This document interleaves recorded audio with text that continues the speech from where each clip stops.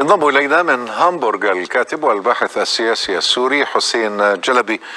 سيد حسين، لماذا كل هذه المخاوف، مخاوف الأكراد من النظام، من خروج القوات الأمريكية من سوريا؟ مساء الخير. في الواقع منذ إعلان الرئيس الأمريكي قراره بالانسحاب من شمال سوريا، وقسد ومنظومة حزب الاتحاد الديمقراطي بشكل عام أصبحت تتأرجح بين القوات الأمريكية ونظام الأسد. يعني كلما تصاعدت الإعلانات الأمريكية في تأكيد مسألة الانسحاب، وكلما زاد ضغوط النظام على هذه القوات أصبحت تشعر بنفسها بأنها بين المطرقة والسندان. القرار الامريكي في الواقع لم يترك لقوات قسد مع وجود الاتراك كما ذكرتم متاهبين على الحدود، لم يترك لها خيارات كثيره، بل ترك لها ممر وحيد اجباري باتجاه نظام الاسد.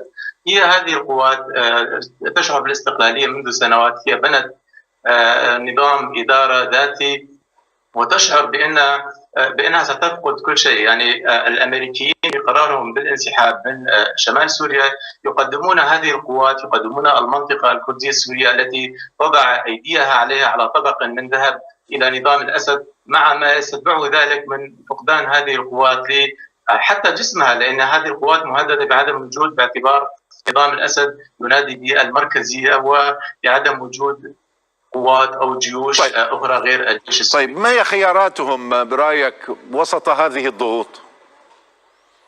حقيقة هذه القوات أو قوات قسد أو منظومة حزب الاتحاد الديمقراطي بعد أن ربطت نفسها بنظام يعني بالقوات الأمريكية في البداية كانت تعمل بشكل ما بتنسيق أو تفاهم مع نظام الأسد، وفيما بعد يعني بعد استخدام الأمريكيين لهذه القوات في محاربة داعش استطيع ان اقول نبتت لها اجنحه، وهي ظنت بانها ستحلق طويلا اعتمادا على الامريكيين، ولكن الامريكيين كما هم معروف عنهم يحاولون الان التخلي عن هذه القوات بالتحجج بان هذه القوات هي على علاقه مع نظام الاسد او ستقوم بربط نفسها به، وهم يعرفون منذ البدايه ان هذه القوات يعني توجهها الى نظام الاسد كان تحت انظارهم، هم كانوا يطيرون من المطارات التي تسيطر عليها امريكا تجاه دمشق وتجاه حميميم.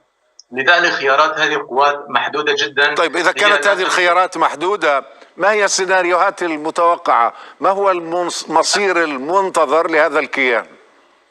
أنا أتوقع يعني مع وجود الأتراك على الحدود أن تكون هنالك عملية ربما عسكرية محدودة مع تلك التحشدات الكبيرة التي قام بها الأتراك. أتوقع أن تكون هنالك مفاوضات، يعني هذه القوات ستقوم بإذابة نفسها في الجيش السوري والإعلان في نهاية المطاف عن إلغاء الإدارة الذاتية المعلنة من قبل حزب الاتحاد الديمقراطي من جهة واحدة. الأمريكيين عندما يعلنون بأنهم سيقومون بتدريب هذه القوات وتسليحها، لا أعلم لماذا، يعني ما الغاية من هذه العملية إذا كانوا سيحرمونها من الغطاء الجوي، وبالتالي لن تبقى هنالك معارك أو لم يبقى للوجود الأمريكي أي مبرر في سوريا بعد ذلك، بعد انتهاء داعش كما كانوا يقولون، باعتبارهم قالوا بأنهم دخلوا لمحاربة تنظيم داعش. وهذه القوات أيضا مع غياب الأمريكيين، مع غياب داعش، مع وقوف نظام الأسد على قدميه، تفقد شيئا فشيئا مبرر وجودها.